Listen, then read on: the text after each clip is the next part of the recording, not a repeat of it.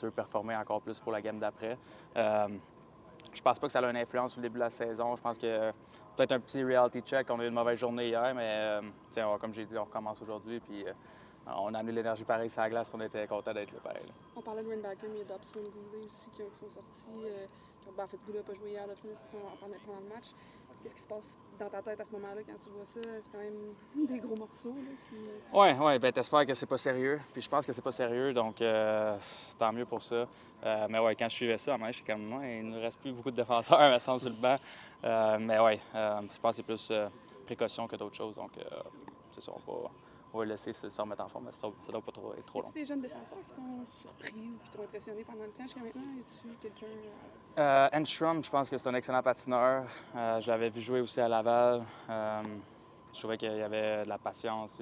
Il closait bien, il utilisait beaucoup ses pieds, son bâton. Me faisait penser un peu à Matheson. Puis là, de l'avoir vu de plus près, j'ai pas été dans son groupe, mais d'avoir joué contre dans les scrimmages, tout ça, j'ai vu à quel point c'est un bon patineur. Puis ouais, je dirais lui. Martin Saint-Louis parle beaucoup de stacker les journées. Ça fait partie de son message, s'assurer que chaque journée est réussie.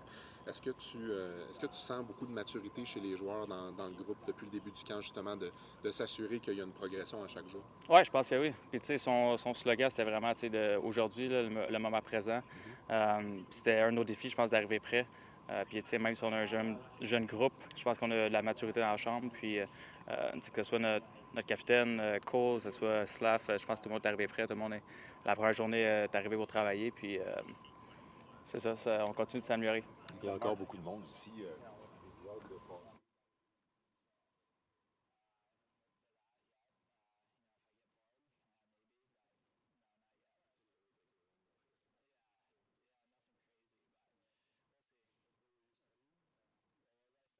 I left a lot of doors open for what route I can take, communications, some stuff like that. So, I have options. So you want to steal our job? We'll see. You guys are pretty good at it, so we'll see. Thank you. You're good at your job too. Try to be. Just one about maybe David Renbacker. I know you know him well. Why at this point, despite of all his injury, do you still believe in his talent?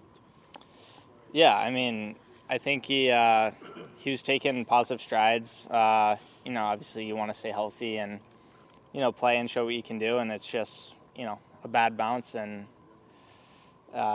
those things happen. But I think he's as hungry as ever and, motivated to come back even better.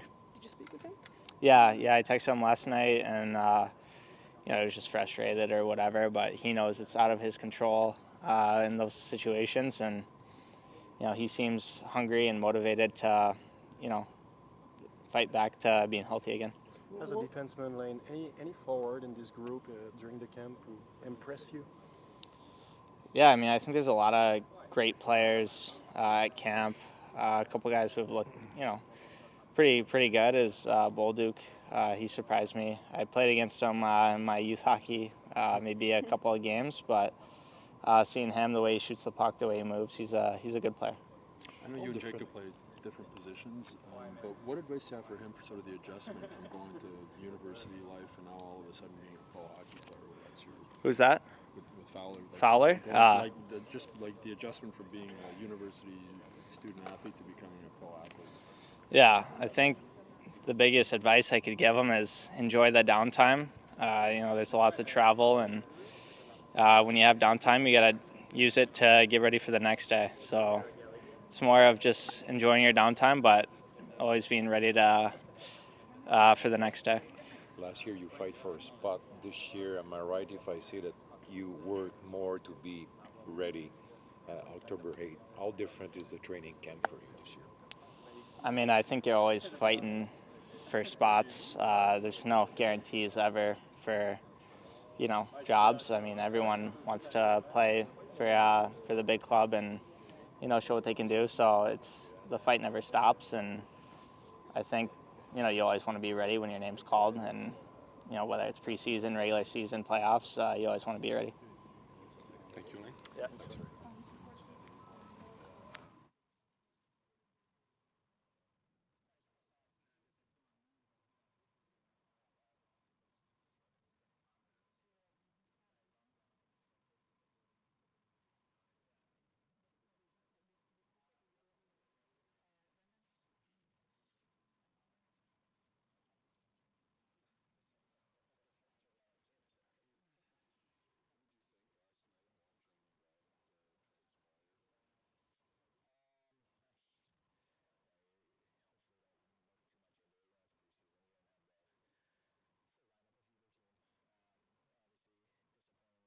but it's all part of the process. So how do we up our intensity, up our urgency, and as a group, next time out, make sure it doesn't happen again.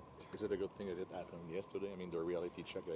I mean, it's never a good thing. You never want to lose 7-2, especially at home. So it's, we're all prideful people, prideful athletes, and we care a lot about, being a part of this group. And, regardless of when you're playing the game, it could be in the summer, preseason, regular season playoff, you never want to lose. So it's,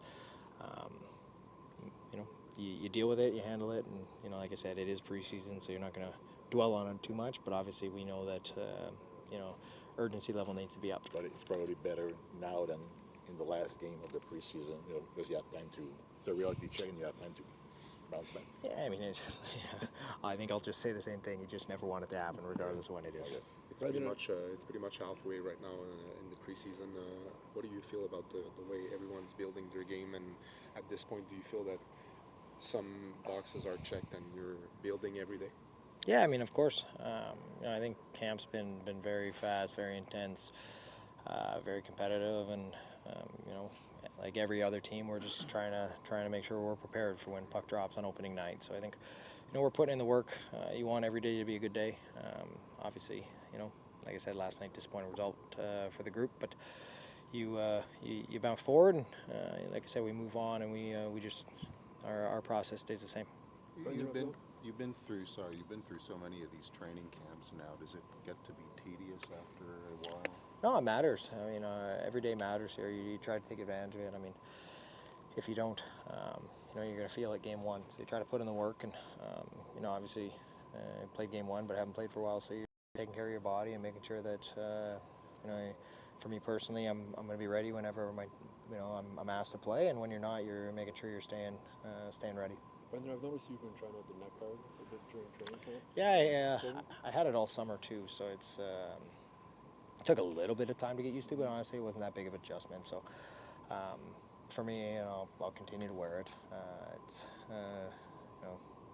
obviously, it makes you feel a little bit more safe, a little bit more protected. And, honestly, when you're on the ice playing, you don't really want to think about stuff like that. So if anything, it just kind of blocks that out, and then you can go play. When you saw what happened to Slav the other night, did that sort of highlight the yeah, I mean, for whatever reason, I don't know, it just seems to be happening a little more. You kind of see it, and I think when that stuff's made available to you, and they do a good job. I mean, it's comfortable, it's easy to wear, so I think you'll start to see more and more guys, make that adjustment and move to it. So it's it's not something you want to see. Sometime becoming a father change our mind. Was it? Yeah, that's part of it. No, that's part of it. Honestly, that's part of it. So, you don't want to have those thoughts, and you just want to take care of all that stuff. So, when I'm on the ice, I need to block all that out and play. So it's if you can do a little thing like that, to get rid of those thoughts, it helps. Is that cut in your nose ever going to heal? I don't know. Thank you, man. Thanks, guys. Thanks, guys.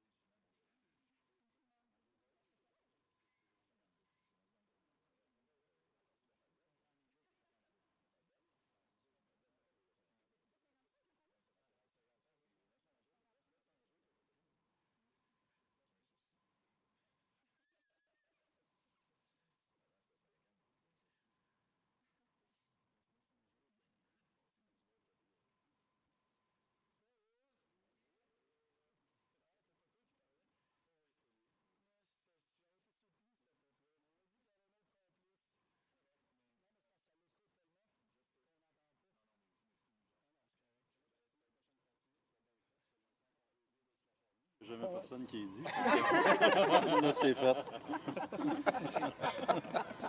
C'était une première, moi j'avais jamais vu ça. J'avais jamais vu ça, un coach qui demandait à quelqu'un des médias de se fermer. Ben, on se connaît un petit peu, tu sais. Martin, évidemment, il y avait de la déception hier de la part de tout le monde après le match. Puis tu parles souvent de gagner les journées. Là, tu arrives dans un moment comme aujourd'hui. As-tu aimé la façon dont les gars ont répondu puis de se replonger rapidement dans le travail? On a travaillé, tu sais. Puis la journée hier était finie, tu sais. On aurait pu mal jouer puis gagner. Puis, tu sais, peut-être qu'aujourd'hui, on n'a pas la même... On va pas chier cette journée-là, tu sais. Fait que ça te ramène sur terre, puis tu retournes à la job. C'est ça qu'on a fait aujourd'hui. Une bonne journée. Tu as sûrement vu Ryan Baker ce matin. Dans quel état d'esprit tu l'as trouvé? Je ne l'ai pas vu un matin. Tu dis que le sort semble s'acharner un peu sur l'équipe. Oui, c'est sûr. C'est des malchances. As-tu des inquiétudes? Je pense à Goulet, Hutson à ce stade-ci. Non. J'ai pas d'inquiétude. Tu parles de genre de reality check. C'est une bonne chose que ça arrive à ce moment-ci, Oui. non pas à la fin. Oui, tu sais, c'est pas comme si on n'a rien fait de bon. On n'a pas généré assez d'offensives, tu sais, à 5 contre 5. Tu sais, mais côté le nombre de chances qu'on a donné et tout, tu sais, c'était pas...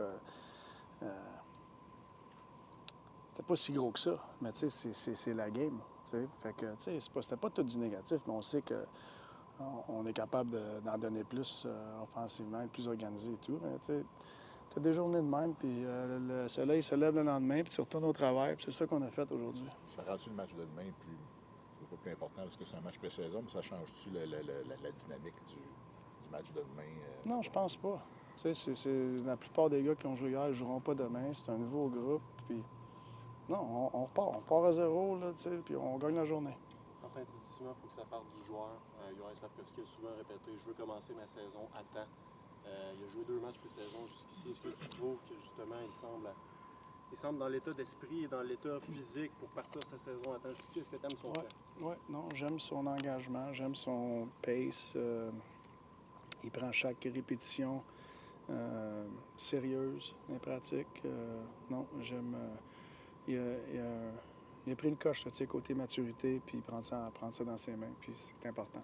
Il y a encore beaucoup de monde ici, 3 groupes. Est-ce que tu parviens quand même à atteindre les objectifs que tu veux aussi bientôt, le camp va passer à une vitesse avec moins de monde ou ça va être plus facile? Oui, je pense qu'on va être un plus petit groupe après la game de demain. On a vu Owen Beck, Oliver Kapanen, des gars comme ça qui ont eu de l'expérience l'année dernière qui a été payante. Puis est-ce que tu sens que ces gars-là ont atteint un autre niveau dans leur maturité, pas dans leur engagement, mais dans leur façon de jouer, puis qui sont rendus à un autre niveau? Oui, je trouve tous nos jeunes, je trouve qu'ils ont pris un autre niveau, tu sais. Puis c'est pas juste Beck puis Kapanen. Je regarde un Messard, je regarde un Farrell, je regarde un Florian. Même Davidson, je trouve, tu sais, c'est l'expérience. Puis je sais qu'ils n'ont pas toujours une nationale, mais je lève mon chapeau à ce qu'on fait à Laval avec Pascal et son staff. Tu sais, que tu vois que les gars, quand tu les vois en vrai, là, tu sais, pendant des journées consécutives, tu remarques, il a pris une coche l'année passée, tu sais. Puis ça, je pense que c'est important que les gars continuent à prendre une coche. Marty, a bit of an offbeat question. Jacob Fowler was saying yesterday he's going to take online courses and one a year or whatever. He hopes to eventually get his degree. I know you got your degree from Vermont. What did that mean to you, graduating with a university degree? No, I mean, it was important. You know, I think I've had this conversation before. You know, my dad's from Mont-Laurier, 14 kids, grew up on a wood mill. There's not many guys, there's no university degree there. I was one of the first to get an education like that and to try to,